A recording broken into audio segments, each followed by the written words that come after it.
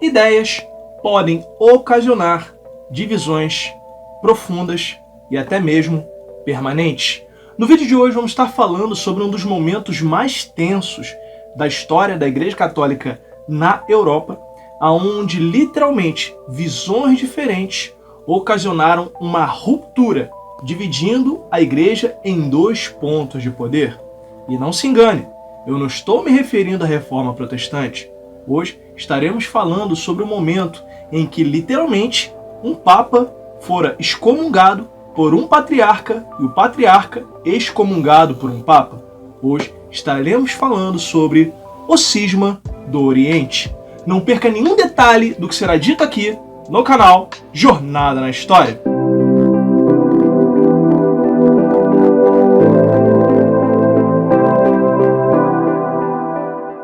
Pessoal, antes de mais nada, eu já gostaria de estar pedindo a você, vai deixando aquele like esperto aqui no vídeo, e para você que não é inscrito, se inscreve aqui no canal Jornada na História, que você acha conteúdo de qualidade, que ajuda você a compreender melhor a história e ainda faz você embarcar por uma jornada incrível pelas areias do tempo. Ok? Vem se tornar mais um inscrito aqui do canal Jornada na História. Maravilha? Bom, pessoal, vamos estar falando sobre esse tema, o Cisma do Oriente, ou o Grande Cisma. Uma das coisas que eu tenho que alertar a você é o seguinte: o Cisma do Oriente ele foi um momento bem tenso na história da Igreja Católica, e o que eu estou falando para você, pessoal, não se engane, cai em prova, por isso fique bastante atento. Bom, como eu estava falando, o Cisma do Oriente foi um dos momentos mais tensos da história da Igreja Católica, até porque mostra um momento em que a Igreja Católica ela sofre sua primeira ruptura, que ocorrera literalmente em dois grandes pontos de poder. Diferente da Reforma Protestante, onde nós tivemos Martinho Lutero, que era um monge, não um papa, nós tivemos ali literalmente uma ruptura de poder entre dois grandes pontos. Mas eu vou explicar para você. Mas antes de eu começar a explicar até mesmo como tudo ocorreu, eu tenho que também chamar a sua atenção para um outro ponto, em que, para que você não confunda, quando nós falamos do cisma, nós estamos falando de ruptura. E a Igreja Católica ela passou por alguns, como por exemplo, o Cisma do Oriente, o Cisma do Ocidente, que é um assunto que eu vou falar num outro vídeo futuramente, e a Reforma Protestante. Gravou essas três partes? Muito que bem. Já que você gravou essas três partes, agora podemos falar sobre o Grande Cisma do Oriente ou Cisma do Oriente. Mas caso você queira saber a respeito da Reforma Protestante e como tudo aconteceu, eu vou deixar aqui no card para que você possa estar acompanhando. Maravilha? Bom, vamos então falar sobre o Cisma do Oriente, como tudo aconteceu. Em resumo geral, o Grande Cisma do Oriente foi quando literalmente houve uma ruptura entre a Igreja Católica do Ocidente e a Igreja Católica do Oriente, ou o catolicismo ortodoxo.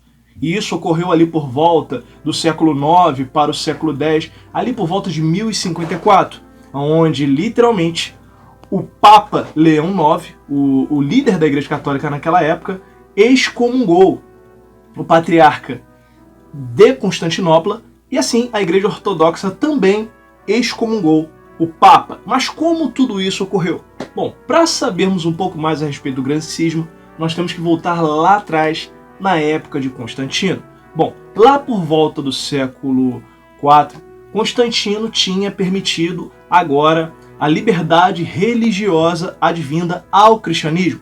Até porque, para muitos que não sabem, por muito tempo o cristianismo ele fora perseguido pelos imperadores, até porque o próprio cristianismo na época era visto como uma seita e não era aceita pelo Império Romano. Dessa forma, muitos imperadores propagaram uma perseguição em cima dos cristãos que acreditavam que Jesus Cristo, nascido na Judéia, tinha sido crucificado, ressuscitado e era o Messias ou Christos, que significa ungido. Dessa forma, seguiam sua palavra e sua mensagem, através até mesmo de outras lideranças que continuaram nessa pregação, como os 12 apóstolos escolhidos por Cristo e até mesmo apóstolo Paulo, que foram responsáveis por pregar e muito através de algumas regiões da Ásia e da Europa. Bom, prosseguindo dessa forma, quando Constantino se converteu ao cristianismo, ele deu essa liberdade religiosa.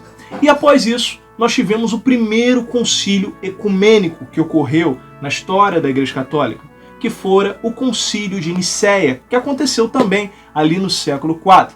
Esse concílio ele foi bem importante porque reuniu várias autoridades de várias partes do cristianismo que existiam no mundo. Aí não se tinha uma doutrina estabelecida, todos tinham uma mesma visão, até porque naquela época nós tínhamos várias visões diferentes a respeito do cristianismo, a respeito da figura de Deus, do Espírito Santo e até mesmo sobre Jesus Cristo. E isso ocasionou muitas discussões e muitas teorias, inclusive algumas foram até mesmo consideradas heresias, como o arianismo, os nestorianos, entre outras coisas. E bom, nesse concílio fora decidido que sobre a respeito da divindade de Cristo e quais seriam os posicionamentos da igreja. Só que dentro disso nós vamos ter alguns problemas internos, pelo fato de que, bom, um fato que aí eu já entro numa questão política, pelo fato de que o Império Romano fora dividido em dois. Exatamente, nós tínhamos o Império Romano do Ocidente, com a capital em Roma, e nós tínhamos o Império Romano do Oriente, com a capital em Bizâncio, Constantinopla. Ou seja, nós tínhamos dois imperadores comandando o Império Romano. Desta forma, nós tínhamos o bispo de Roma, nós tínhamos o bispo de Alexandria, o bispo de Jerusalém e o bispo de Constantinopla. Com o decorrer do tempo e for passando, o islamismo cresceu e desta forma o Egito fora anexado ao islamismo. Disso, o bispo de Alexandria perdeu força. Então nós tínhamos ali o bispo de Constantinopla e o bispo de Roma. Nisso, o bispo de Roma era visto como o Papa. Bom, e dessa forma nós tínhamos visões diferentes, até porque o catolicismo que existia no Ocidente era bem diferente do catolicismo que existia no Oriente. E dessa forma, nós tínhamos uma visão teológica que batia muito de frente. Isso é importante para se entender a respeito desse cisma que ocorreu no Oriente. Bom, explicando de uma forma mais básica, até porque eu não quero que esse vídeo fique muito longo, para que você possa compreender melhor. Bom, o bispo de Constantinopla, Miguel Cerulário, ele começou a tomar algumas atitudes, somente envolvendo os dogmas apostólicos, repudiando esses dogmas.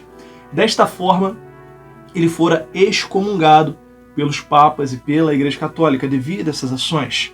Bom, e desta forma, após isso, nós vamos ter o Papa Leão IX também tomando determinadas ações que a Igreja Ortodoxa não vai aceitar. E desta forma vai excomungar o Papa.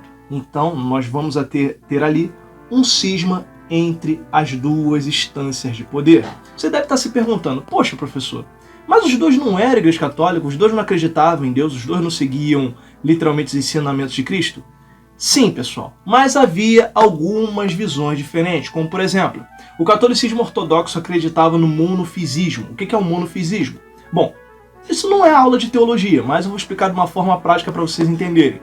Eles acreditavam que Cristo só possuía a natureza divina, ou seja, ele não possuía a natureza humana, ele era apenas divino, indo em contradição até mesmo com que o credo católico e até mesmo outras vertentes religiosas acreditam que Cristo possuía as duas naturezas, a natureza humana e a natureza divina.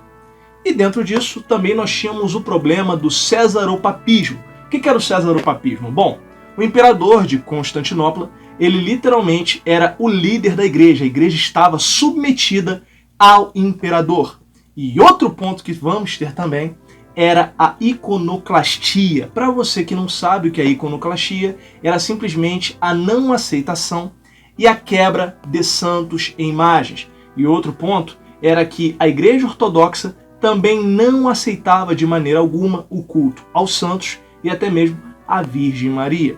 Pelo que isso parece, a igreja ortodoxa ela tinha uma ligação maior com as religiões orientais, religiões asiáticas, por isso focavam muito mais na questão espiritual. E claro, a igreja católica ela não vai aceitar isso de maneira alguma, e quando eu falo católica, eu me refiro à católica do Ocidente, envolvido a Roma.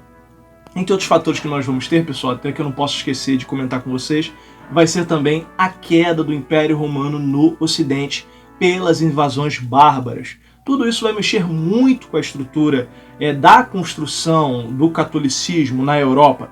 Bom, dentro disso, nós vamos ter ocorrendo o Papa excomungando o Patriarca de Constantinopla, o Bispo de Constantinopla, e desta forma, o de Constantinopla vai excomungar o Papa, e assim nós vamos ter uma ruptura bem forte entre Roma e Constantinopla, se tornando assim duas vertentes diferentes do catolicismo. E isso é importante se saber, pessoal, até porque normalmente quando nós falamos em ruptura, nós falamos em momentos em que a Igreja Católica literalmente teve uma divisão, lembramos muito da Reforma Protestante. Mas na verdade, a Reforma Protestante fora algo meio que mais atual. Nós tivemos outro, como por exemplo, o Grande Cisma, que eu acabei de explicar para vocês, o Cisma do Ocidente, que eu vou falar futuramente. Se você quer que eu fale sobre o Cisma do Ocidente, deixe aí nos comentários. Maravilha. E para finalizarmos, há de se compreender que dentro disso nós vamos ter duas vertentes diferentes do catolicismo.